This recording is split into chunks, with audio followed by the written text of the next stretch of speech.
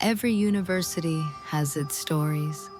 Some are about romance, some about pranks, and others about the stress of exams. But at Chiang Mai University, students whisper about something else entirely.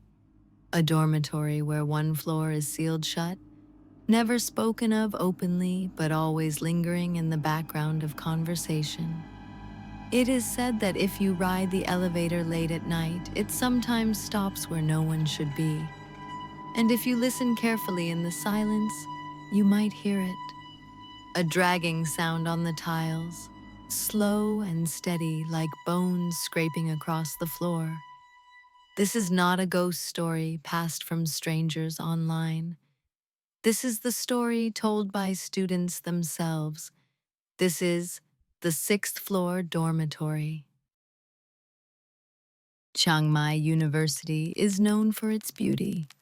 Wide avenues lined with flame trees, bicycle paths that curve around ponds, and Doi Suthep Mountain rising in the distance like a constant guardian. To outsiders, it feels like a campus full of youthful energy, brimming with laughter, scooters rushing between classes, and the familiar scent of grilled chicken and sticky rice sold just outside the main gates. But within the walls of its dormitories, stories circulate that are never written in guidebooks, stories passed in whispers rather than lectures. One such story concerns the women's dormitory, a tall white building with 8 floors. It is a place of friendships, long nights of studying, and homesickness soothed by shared meals. Yet all who live there know one rule: the sixth floor is not to be mentioned, not to be entered, and not to be acknowledged when night falls. The building looks ordinary at first glance: balconies lined with drying laundry flap in the mountain breeze. At night, light spills from common rooms where students gather with textbooks and instant noodles. Security guards sit at the entrance, nodding politely at the stream of young women who come and go. Nothing about the dormitory hints at shadows. But among the residents, it is understood that not all floors are equal. When new students arrive, laughter fills the hallways as belongings are unpacked, but sooner or later, one of the seniors will lean close and offer a warning.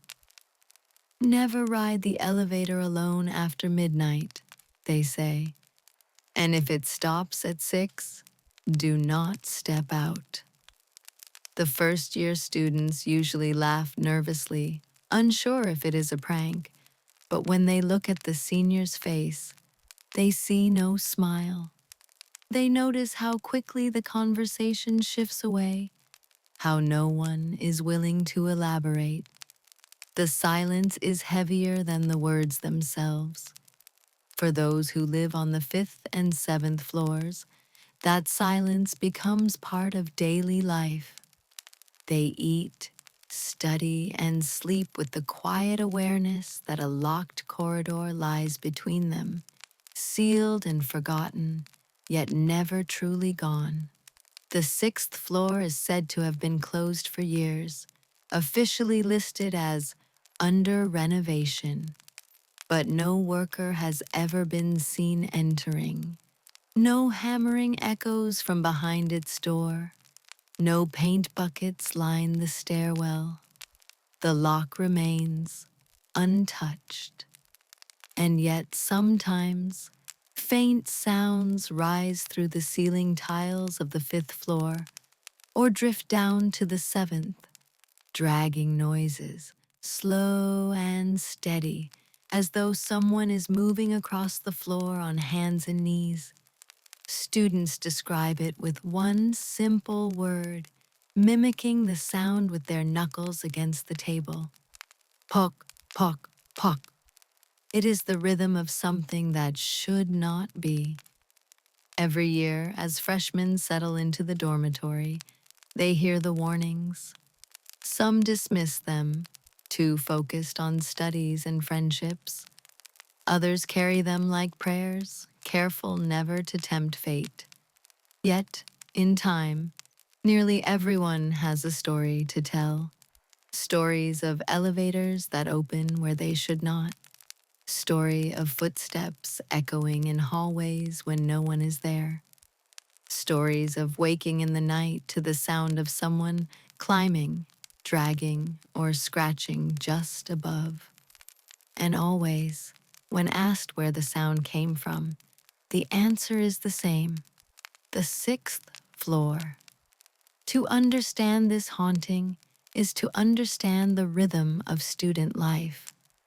At night, the dormitory is never completely silent. Doors click open as students slip out for snacks. Showers run late. Laughter carries through thin walls. But woven into that ordinary chorus is another layer of sound, a note that does not belong. It is softer, slower, deliberate, and far more terrifying in its restraint. Imagine lying in bed, the fan humming above, your roommate asleep beside you, and suddenly hearing it, pock, pock, pock, moving steadily across the ceiling above. You press the pillow tighter, telling yourself it is plumbing or the wind, but your heart already knows otherwise. The sound comes not from pipes or storm, but from something crawling where no one should be. The seniors say the story began with a girl who lived there long ago, though details differ. Some claim she was attacked by someone she trusted, left broken and alone. Others whisper she was pushed to desperation by cruel words, finding no escape but the silence of death. However it happened, all agree on one thing: she did not leave quietly. She dragged herself toward the elevator, her fingernails clawing against tile, each movement echoing with that haunting rhythm. She never reached the doors, and in the years since, neither has her spirit. So when students tell newcomers never to stop at the sixth floor, it is not to frighten them for fun. It is to remind them that the dormitory is more than concrete and paint. It is layered with memory, and some memories refuse to fade. Beneath the laughter of students and the hum of daily life, there is always another presence, silent most of the time, patient, waiting. And sometimes, when night deepens and the air grows heavy, it makes itself known again, always with the same sound, always with the same promise that the story of the sixth floor is far from finished. Every haunted place has its rules, and at Chiang Mai University's dormitory, the rules are passed down not in official pamphlets or safety manuals, but in whispers. When a new semester begins, it is not only course timetables and orientation speeches that shape the lives of students. It is also the quiet instructions given after dark, when the laughter has faded and the dormitory hallways have grown still. The sixth floor is always the first subject to surface in these late-night conversations. Seniors gather first years together, pretending it is just a casual welcome. They talk about which professors give surprise quizzes, where to rent bicycles, and how to smuggle in food after curfew. Then, when the atmosphere feels relaxed, someone leans forward and lowers their voice. Whatever you do, they say, do not go to the sixth floor. And if the elevator doors open there, you must never step out. The way they speak leaves no room for jokes.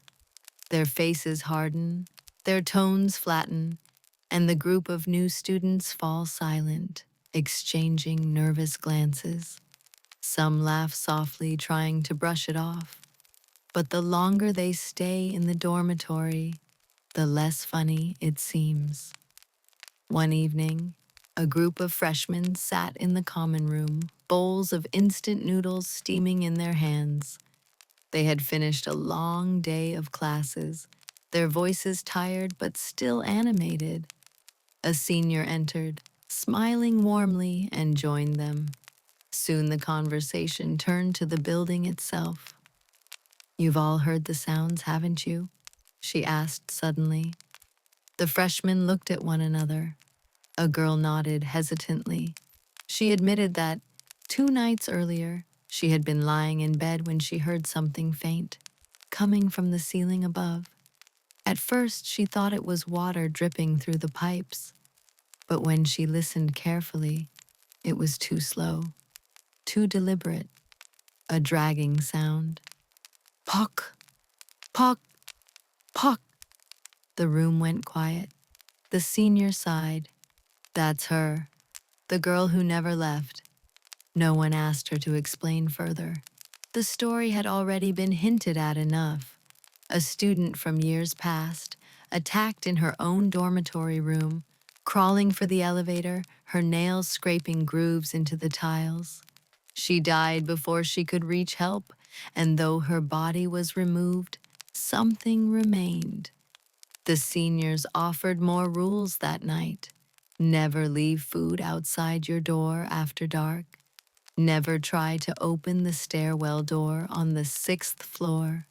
And most importantly, if you hear the dragging sound behind you, never turn around.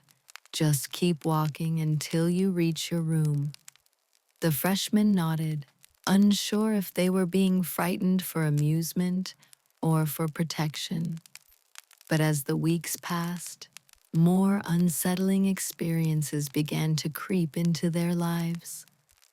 A girl from the 7th floor woke to the sound of pounding from beneath her bed, as though fists were hammering from the ceiling below.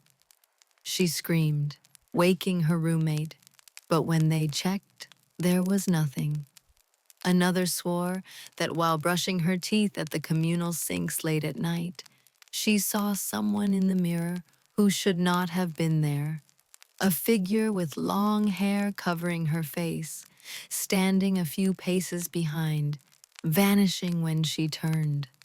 Each incident was followed by nervous whispers, hushed in tone. No one wanted to draw too much attention, afraid that naming the 6th floor too often might invite whatever dwelled there. But the shared fear deepened, weaving itself into daily routine. Students rushed to finish laundry before nightfall, avoided the elevators when possible, and whispered prayers before stepping into the stairwell. The staff never acknowledged the 6th floor. Officially, it was sealed for renovation, yet no tools were ever carried up, no workmen were ever seen. The lock on the stairwell door gathered dust, and the silence from those in charge only amplified the dread. It became clear to everyone that the 6th floor was not just another part of the building. It was a boundary between the ordinary and the unexplainable, a place avoided not out of superstition, but out of survival. Even the security guards, when asked, shifted uncomfortably and said little more than, "Don't worry about that floor. Just keep to your own." But worry is inevitable when you live with something above you every night, pressing its presence into your ceiling, into your sleep. The students may not have dared to look, but they listened. And what they heard was enough. Because at Chiang Mai University's dormitory, the story was not told in words alone. It was told in the stillness of the hallways, in the quiet fear in every glance upward, and in the sound that echoed through the tiles after midnight. Pock, pock, pock. Among the many stories whispered in Chiang Mai University's dormitory, none are retold more often than the tale of the elevator. The lifts in the building are old, their buttons dulled from years of use, their mirrors scratched from countless students adjusting uniforms before class. By day, they feel harmless, filled with chatter, the scent of perfume, and bags of textbooks clutched against shoulders. But at night, when the fluorescent bulb inside buzzes faintly and the corridors outside are empty, the elevator becomes something else entirely. It is said that if you ride alone past midnight, the lift sometimes hesitates between floors, its mechanical groan stretching too long.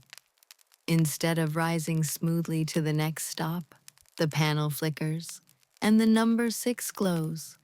The doors slide open, though no button was pressed. And when that happens, few who have seen it ever forget what they saw. One account comes from a freshman who had stayed late at the library. Her arms were heavy with books, and her eyes stung from studying, but she hurried across the dark campus back to the dormitory.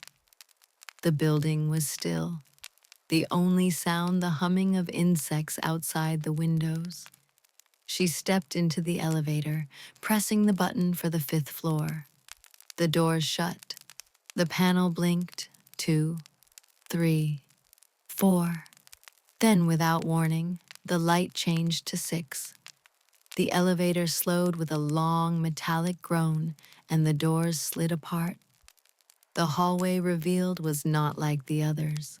The air was stagnant, carrying the smell of dust and mildew, as though no fresh breeze had touched it for years. A single bulb hung above, flickering faintly, leaving most of the corridor swallowed in shadow. The tiled floor stretched into the darkness, lined with doors that bore no numbers. Some handles were missing, others hung loosely, rusted with age. The student stood frozen, clutching her books. She said later that every instinct in her body screamed not to step out, not to breathe too loudly, not even to look too long. She reached for the close button, jabbing it with trembling fingers. The doors stuttered, refusing to shut at first, as though something unseen was holding them open. And then she heard it. Pock, pock, pock. A dragging sound, faint but deliberate, echoing from somewhere deeper in the corridor. She pressed the button again and again, whispering prayers under her breath. At last the doors slid closed with agonizing slowness, sealing the darkness away. The elevator lurched upward, carrying her to safety. By the time she stepped onto the 5th floor, her knees were shaking so badly she could barely walk. She ran to her room, locking the door behind her. For hours, she lay awake, unable to sleep, certain that if she closed her eyes, the sound of dragging would return. Stories like hers spread quickly through the dormitory. Seniors warned students not to take the elevator after midnight, not because of malfunctioning machinery, but because of what might appear when the doors opened. Some claimed they too had seen the 6th floor, the flickering bulb, the nameless doors, the sense that something waited just beyond sight. Others whispered they had glimpsed a shadow on the floor, moving slowly toward them, only for the doors to shut just in time. Even those who dismissed the tales found themselves hesitating when they pressed the button at night. They stared at the glowing panel, silently begging it to skip from 5 to 7 without pausing. And when the elevator jolted or groaned, their breath caught, hearts racing with the thought that it might be stopping where it should not. The presence of the 6th floor hung over everyone like a weight. It was not only a locked corridor above their heads, but a possibility that could appear at any moment, summoned by chance or fate. A ride as ordinary as going to bed could turn into a confrontation with something beyond explanation. And so the students learned the first true rule of the dormitory. The elevator was not to be trusted. At night, it might deliver you to where you belong, or to where no one should ever go. Every haunted place eventually develops its own rules, and at Chiang Mai University's dormitory, the rules surrounding the sixth floor were not written anywhere. They were never spoken of by staff, nor posted on bulletin boards. They were handed down like warnings around a campfire, exchanged in whispers between roommates and in hurried advice from seniors to freshmen. Over time, those rules grew into a kind of survival code that everyone followed, whether they admitted to believing or not. The first rule was simple: do not take the elevator alone after midnight. Even those who rolled their eyes at ghost stories followed this rule. Students preferred to climb the stairs, sweating as they carried their laundry or textbooks up each flight, rather than risk stepping into a box of metal that might decide to open on the wrong floor. The second rule was this: never try the stairwell door on the sixth floor. It was locked, but the lock was old, and sometimes someone dared to tug at it. Those who did often came back pale, saying they thought they heard movement on the other side, a faint shift of weight as if someone was waiting just behind. The third rule was more unsettling: never linger too long outside the sixth floor windows when you were on the fifth or seventh. Sometimes, students said, you might see something moving inside the darkened corridor, a flicker of shadow, a pale outline pressed against the glass. And if you stared too long, you might just see a face staring back. Stories circulated of what happened when these rules were broken. One girl, exhausted after exams, ignored the warnings and used the elevator alone past midnight. When it opened on the sixth floor, she swore she saw a trail of wet handprints across the tiles leading deeper into the hall. Another student admitted she once pressed her ear to the stairwell door out of curiosity. She expected silence, but instead she heard faint scratching, the kind made by fingernails on concrete. Most disturbing were the balcony tales. Students who smoked outside late at night sometimes glanced upward toward the sixth floor, expecting only empty shadows. But some claimed they saw a figure crouched at the edge, hair hanging down, watching quietly. By the time they looked again, it was gone. The fear of these encounters shaped the rhythm of life inside the dormitory. Girls who had laundry to finish rushed to collect it before night fell. Those who liked to shower late did so with their roommates, never alone. The elevators were avoided after curfew.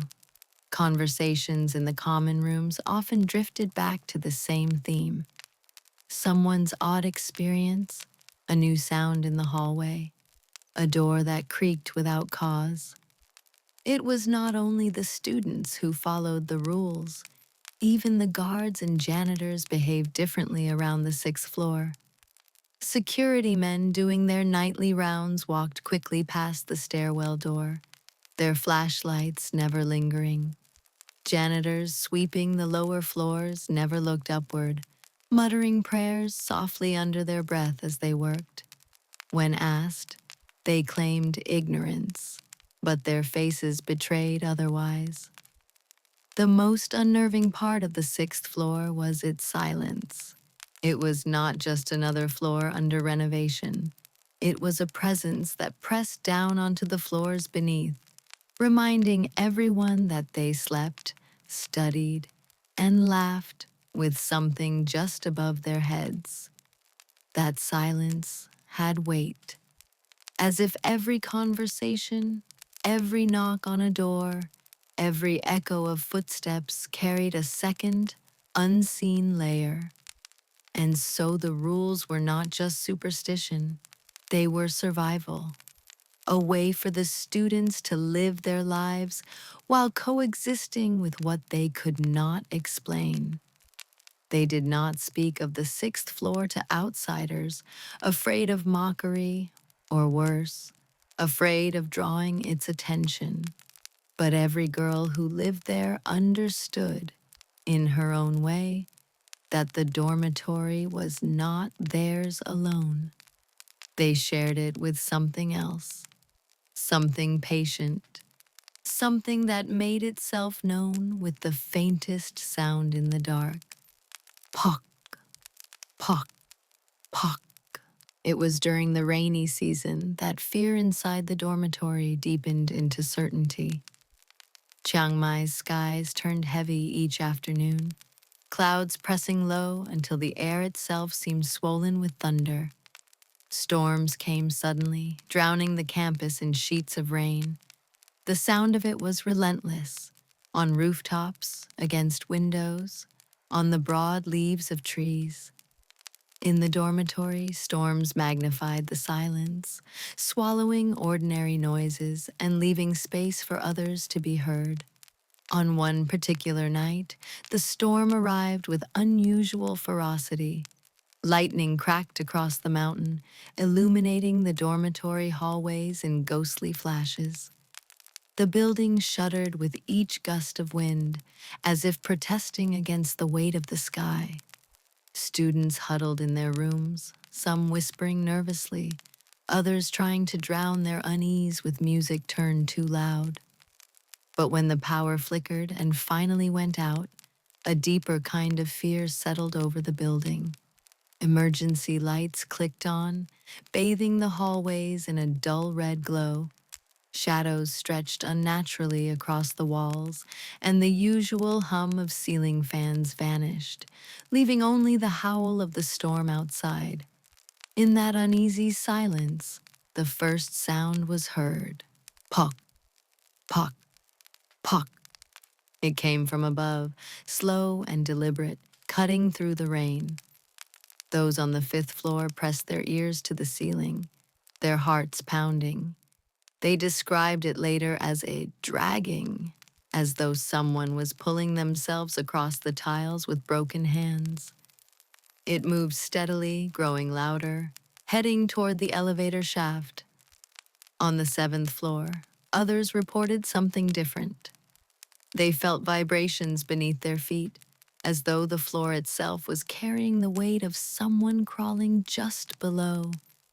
The sound traveled upward and downward at once, as if the sixth floor were expanding in every direction, filling the building with its presence.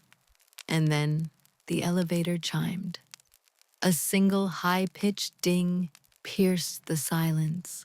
Students peeked cautiously from their doors, staring at the glowing panel above the metal doors. It displayed the number 6, yet no one had pressed it. The building had no reason to stop there, but the doors slid open anyway. What lay beyond was not empty, at least, not entirely. In the red light of the emergency system, the corridor appeared deeper than usual, stretching farther than it should have. The flickering bulb at the end glowed faintly, though it should not have been lit with the power cut. The shadows shifted unnaturally, stretching forward as though reaching for the students who stared. The dragging sound grew louder. Pock, pock, pock, echoing closer, closer. Some swore they saw a hand pulling itself across the floor, pale and wet, though the rest of the figure remained hidden in the dark. Doors slammed shut all along the hallways. Students pressed their backs against them, whispering prayers through trembling lips. The elevator doors remained open far too long, waiting as though expecting someone to step forward, but no one dared. When the doors finally closed, they did so slowly, reluctantly, as though pulled shut against their will. The panel went dark. The sound faded, replaced once more by thunder and rain. Morning came gray and heavy, the storm still lingering. Students gathered in hushed groups, recounting what they had heard, what they had seen. Some tried to dismiss it, claiming the storm had played tricks on their senses. But too many had experienced it at once. Too many had heard the same dragging sound, the same unnatural rhythm that echoed long after the rain stopped. From that night onward, the dormitory rules were no longer suggestions. They were iron laws. No one took the elevator alone. No one lingered in the halls after midnight. No one spoke of the sixth floor above a whisper. The storm had made it clear. Whatever haunted that floor was not merely a rumor. It was alive, restless, and waiting.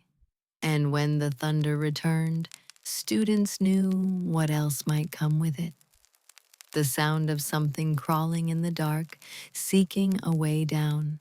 Pock, pock, pock. Every haunted place has one person who knows more than they are willing to admit. At Chiang Mai University's dormitory, that person was the old janitor. He had worked in the building for decades, longer than most students had been alive. His days were filled with quiet routines, sweeping the stairwells, mopping the hallways, emptying bins. He moved slowly, shoulders bent, eyes often downcast. To most, he seemed like any other staff member, tired but reliable. Yet the students whispered that he carried the weight of secrets. The janitor was often seen pausing near the stairwell that led to the sixth floor. He would glance at the locked door, mutter something under his breath, and continue sweeping. Some said he avoided the elevators altogether, taking the stairs even when his legs ached. Others noticed that he always finished his duties on the fifth and seventh floors before nightfall, never lingering when the sun set. One evening, a small group of students, their curiosity stronger than their fear, approached him. They asked directly about the sixth floor. At first, he waved them away, insisting he knew nothing. But when they pressed, his broom stilled and his voice lowered. "You should not ask," he said softly. His tie carried the weight of the north, slow and deliberate. "Curiosity is how it finds you." The students fell quiet. One dared to ask again, promising they would tell no one. The janitor's eyes darkened. He leaned against the wall, sighing as though the memory itself pained him. Then, reluctantly, he spoke. "There was a girl, many years ago, kind, quiet, polite. She studied hard, never caused trouble. But she trusted someone she should not have. That was her mistake." The hallway grew still as his voice dropped further. "They found her on the sixth floor, half dead. She had been crawling for help, dragging herself toward the elevator. Her nails left marks on the tiles, deep grooves from where she tried to pull forward. Each sound she made echoed through the building. Pock, pock, pock." That was how they found her. But it was too late. She died before the doors could open. The janitor's face tightened. They cleaned the blood. They locked the floor. They said it would be sealed until renovations. But how do you renovate the dead? You cannot paint over screams. You cannot wash away a soul that refuses to leave. He looked directly at the students, his eyes unblinking. "Every sound you hear above at night is her, still crawling, still trying to reach the elevator, still believing that if she drags herself just a little farther, someone will help. But no one ever does. Not then, not now. The students shivered, their bowls of rice forgotten in their hands. One asked, almost in a whisper, if the story was true, if he had seen her himself. The janitor did not answer at first.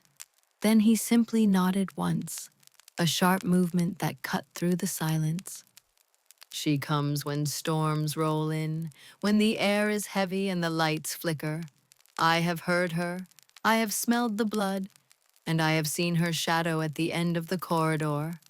His voice cracked. Do not ask me again. Do not ever go there.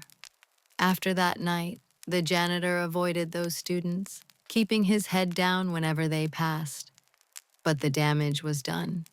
His words spread, twisted slightly with each retelling, until the entire dormitory knew a darker version of the tale. What had once been whispers of superstition became a story anchored in detail. Blood, nails, dragging, death. It no longer mattered whether every detail was true. What mattered was that everyone believed, and belief is the root of every haunting. From that point on, the sixth floor was not simply a locked level. It was a grave, a memory sealed in concrete, a place where the line between the living and the dead had been blurred forever. And the janitor, the man who had seen too much, carried the burden of knowing that no matter how many times he swept the floors below, he could never clean what waited above. Every haunting has its climax, the moment when rumor becomes reality, when whispers take form, and the unseen steps into sight. For the sixth floor dormitory at Chiang Mai University, that moment came during exam season, when exhaustion ran high and students found themselves awake long past midnight. The building was unusually silent, corridors dim, the usual laughter replaced by the low hum of ceiling lights. It was in this silence that one student made a mistake she would never forget.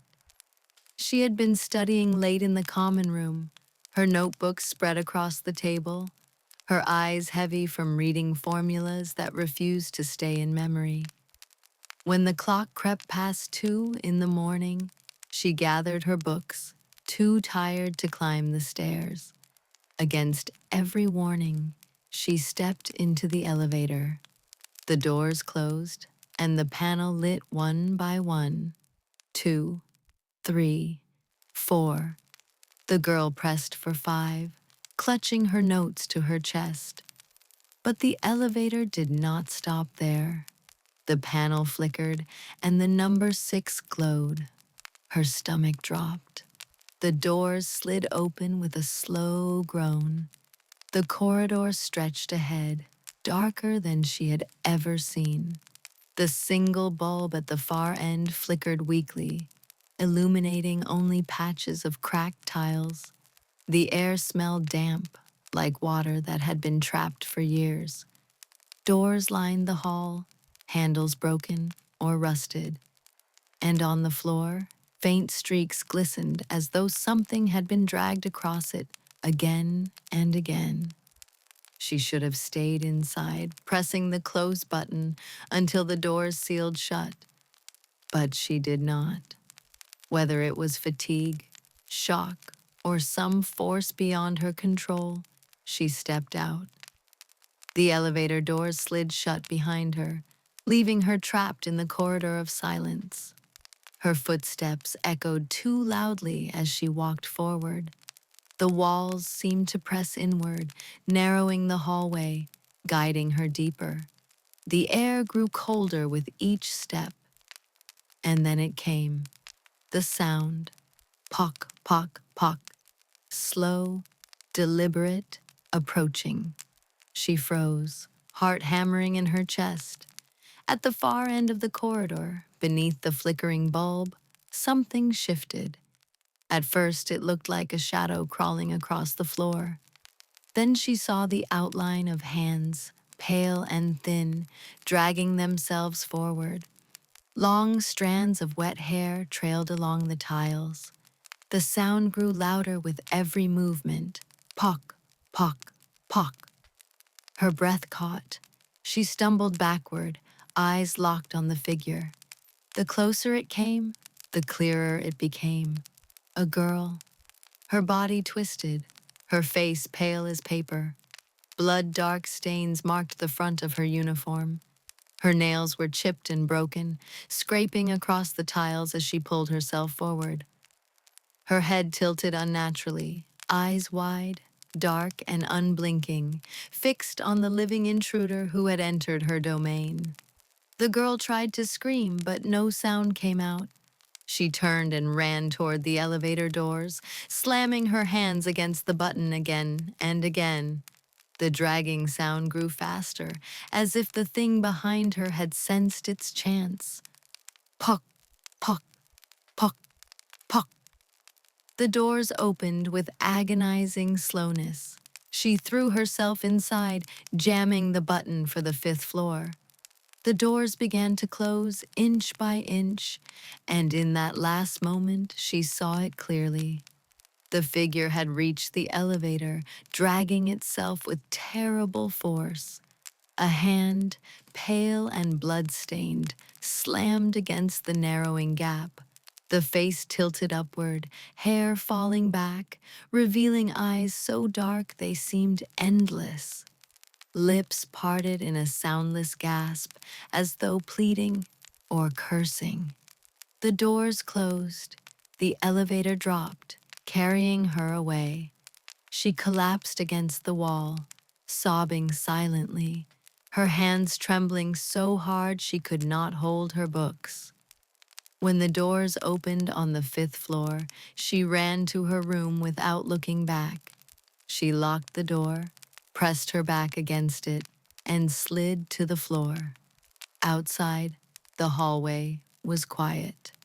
Inside, her heartbeat was the only sound. The next morning, she did not attend class. Her friends found her pale, shaken, unable to speak for hours. When she finally whispered what she had seen, no one laughed, no one doubted. Too many had heard the dragging before. Too many had glimpsed shadows in the corner of their eyes. Her story became the final proof, the reason no one ever dared step into the elevator alone after midnight again.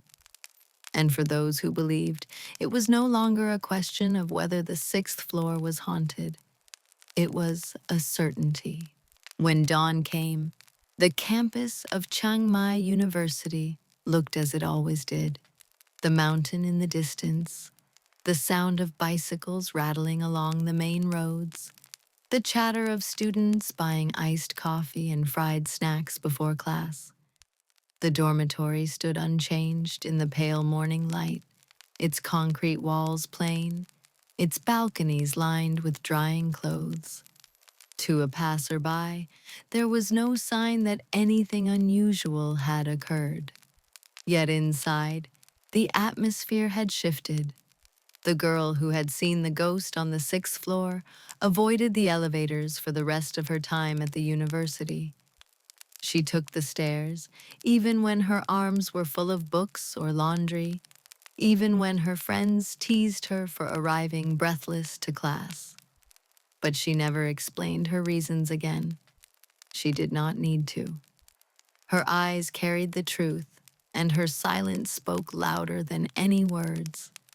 Her encounter became part of the dormitory's unwritten history. Students passed it on to the next generation of freshmen, alongside all the other warnings. The rules were repeated with new urgency. Do not ride the elevator at night. Do not linger by the stairwell door.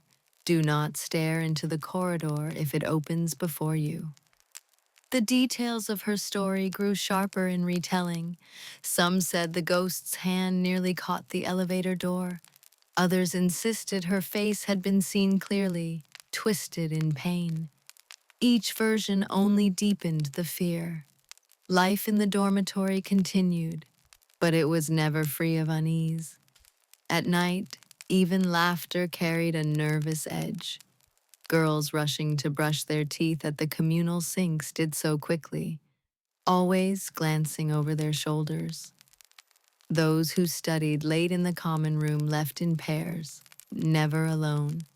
And in every quiet moment, during storms, when power flickered, or when footsteps echoed in empty halls, ears strained for the sound, that slow, deliberate rhythm that no one dared to imitate out loud. Pock, pock, pock. The staff remained silent. The sixth floor stayed locked, its door gathering dust. The janitor, who had once spoken too much, never answered another question about it. Even the guards avoided the subject.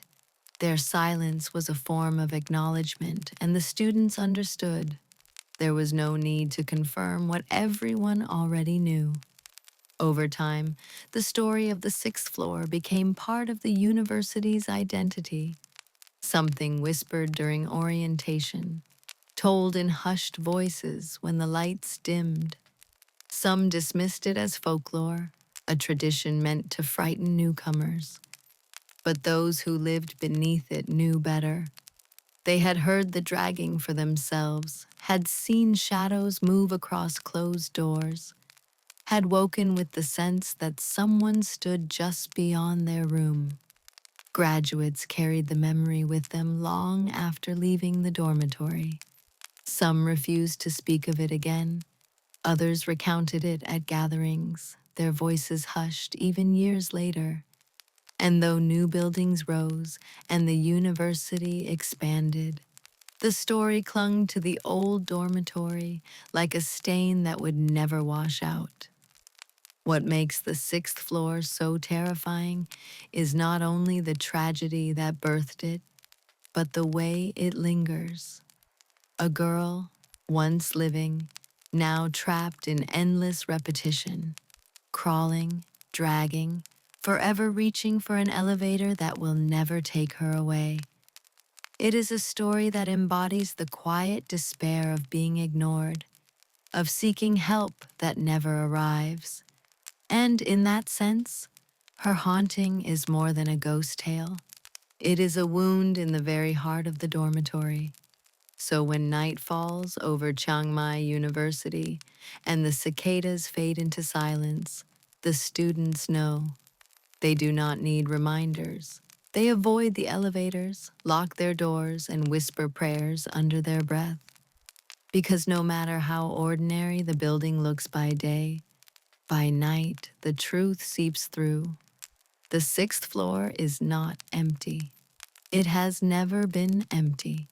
And for those who live just beneath it, every sound in the ceiling above is a reminder that some stories refuse to end. Pock, pock, pock.